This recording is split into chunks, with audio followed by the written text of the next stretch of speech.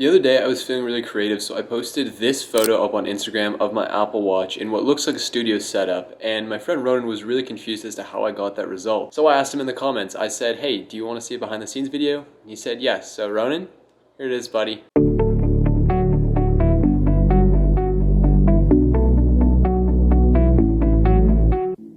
Okay, so basically in my living room, I have this coffee table right here, which isn't black, but it is nice and long, and I can use it to put this blanket over it. And I can also take this chair, flip it around, and drape the blanket over so I have a nice background as well as a little bit of foreground, which is good.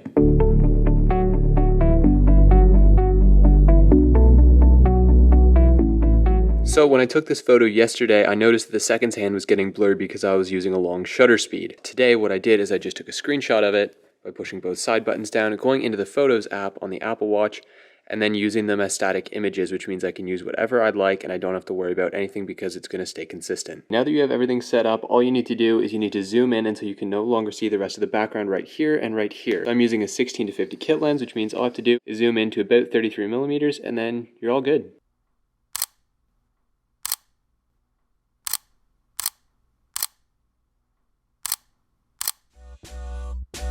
You want it only you.